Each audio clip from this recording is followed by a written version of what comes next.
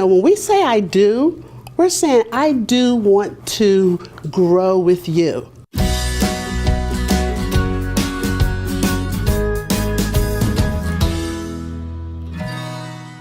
What are some surprising or maybe even counterintuitive tips that can help couples in relationship?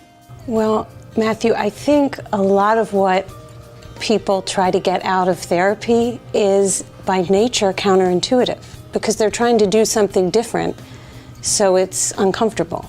And I mean, the basic counterintuitive tip that I think of is to encourage people to talk about themselves. It seems so obvious, and people really struggle with it. I'm sure we've all had people come in and say, I'm here, and they turn to their partner and they say, you're so cold, you're so distant, it's so terrible to be married to you.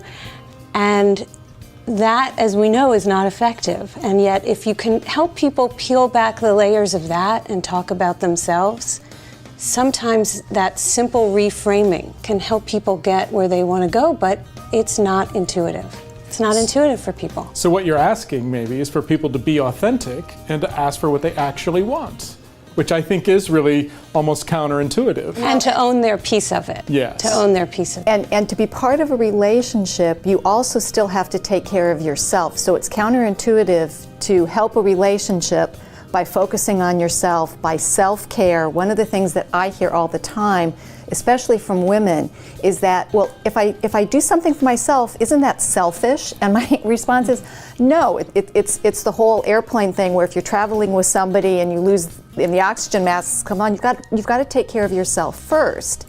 And you have to be healthy in order to be part of a healthy relationship. And so that is about being authentic and understanding and taking care of yourself and doing things that make you feel good about you, and then you'll be a better partner. That's great. I love that. I think I would very much echo the piece about it's not actually that you are talking about yourself only or asking for what you want. It's actually that you take responsibility for how you contribute in throwing out of your partner the very thing that you don't want. We make the other. If I am constantly talking, I will make you silent. Then I'll complain that you're silent and you never talk, but I never give you enough room to even begin. And that we make the other, that makes us, that makes the other. That dance is really something that is so obvious, but people come in as an expert on the other, and they come in basically to drop off the other and say, change my partner. You know, there's that saying, treat someone as you would like to be treated yourself. Or better. Or better. But I think in relationship that's actually not the best advice.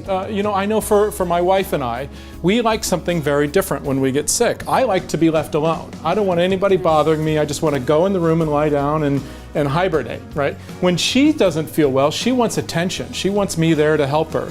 So if I was treating her as I would like to be treated, I'd be ignoring her. And she'd be getting more and more upset while she's also not feeling well. And the same thing, if she's suddenly hovering over me because she thinks that's what I want, because that's what she wants, then I'm like, why do you keep, hovering over me? Just leave me alone. And there's conflict there. But once we understood that you don't actually treat the other like you treat yourself, you treat the other like they would like to be treated.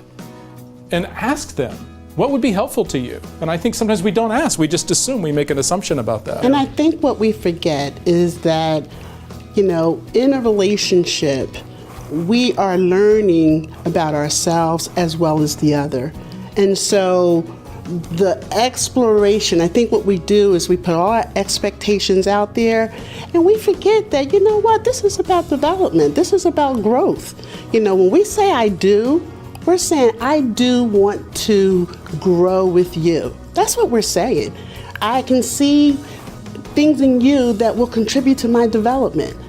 And you see things in me that can contribute to me. So I want to grow with you. And in that growing process, we want to be complementary. So we want to be sensitive. We want to be compassionate. We want to be kind. In a relationship, we have to remember that it's always about growth. Life is about growth. Life is about development and how to contribute not only to our own, but the other in terms of who we pick to grow with. Oh, that's so great. So what we're saying is that we should be authentic. We should speak about what we're feeling. We should speak about ourselves and give our partner space to be authentic and be who they are, and also be kind to each other. I think it was a big part of what we were talking about here.